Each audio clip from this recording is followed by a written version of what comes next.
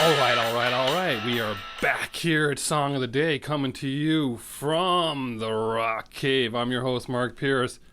As usual, it is Friday, and you all know what that means. Say with me, OCTANE Friday. And we are excited today because we are covering a band we did not cover in Season 1. How can that be? What you're going to say if you're a fan of hard rock metal, you're going to be like, how could this be? And I apologize ahead of time, but here we find ourselves today.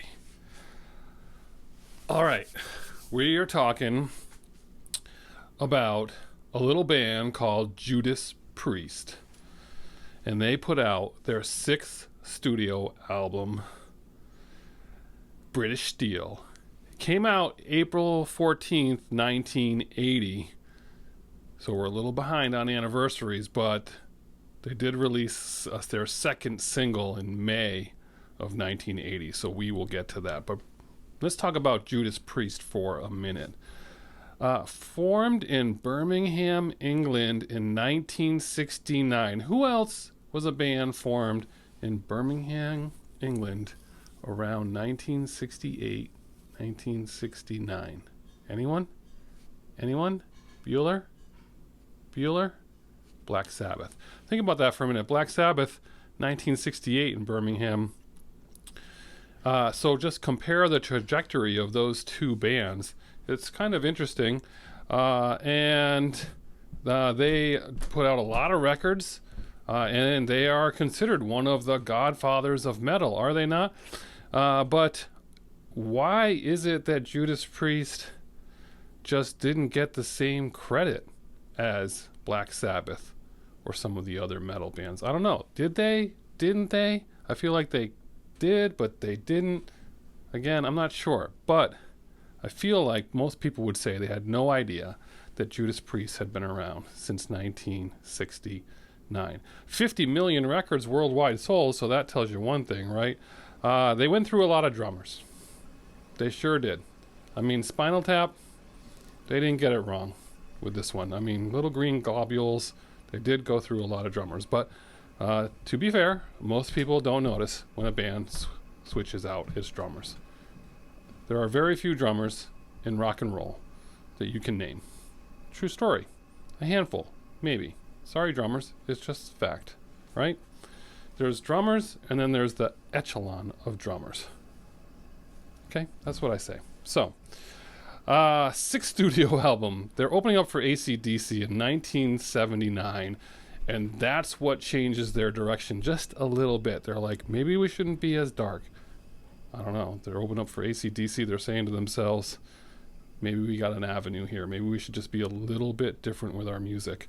And that's when they record this record. Just a little bit less dark. This record, million copies in the United States, million in Canada, sold, the critics loved it. Everyone loves this thing. This is the record that really put them on the map. If you're a Priest fan, it's basically you probably became a Priest fan around this time with this record. What are the tracks on here? Breaking the Law. That's what we're talking about. May 23rd, 1980, 2nd single to be released.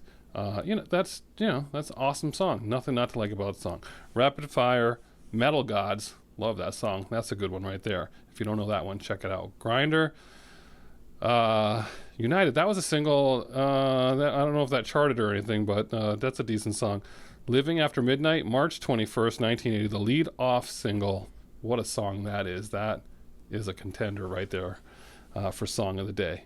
You Don't Have to Be Old to Be Wise. The Rage, Steeler. Halford's voice, right? He's got a little bit of an operatic voice in there. So not the screaming metal, or is he not the screaming metal? I mean, he's just kind of all over the place. Kind of like Jeff Tate from Queensryche, maybe? I don't know. I don't know. But anyway, there's a lot to like about Judas Priest. I've been friends with a lot of Priest fans. I have some Priest fans from high school. My Priest fans in high school, I wasn't a Priest fan there, so I just didn't get it. But I know who you are, so you're going to be like, can't believe you're doing this, Mark. But I've come around. It just took me a while, as you all know, my metal stage. So, a lot to like about this record. a huge record. So I want to hear your Judas Priest story. I was late to the Priest fan club, probably around 1990 for me. If I think about it, 1990, that's when I started listening to Priest. So for those of you listening in 84, 85, 86, or whenever that was, kudos to you. Let's hear your Priest stories. I've never seen them live in concert. They got a lot of respect. The critics love them, the awards, everything. They got all that out there. Your song of the day for me, even though the anniversary is Breaking the Law, and you can say a lot about that song, it's got to be Living After Midnight. I mean, I just love that song. That's a song like you're in your car, and you want to go for a ride somewhere, and you just want to like hit that gas just a little bit, or like, you know, if I'm in the Jeep, 6-speed, off-road, turn on Living After Midnight. What? I mean, come on. That's like shift the gears to the tune. Awesome, epic Judas Priest. Nothing not to like. That's your song of the day. Tell me your Priest stories. We're at 7 minutes. Sorry, folks. Enjoy your Octane Friday. We got a lot coming up this weekend. Have a great day. And as usual, I'll catch you on the flip side.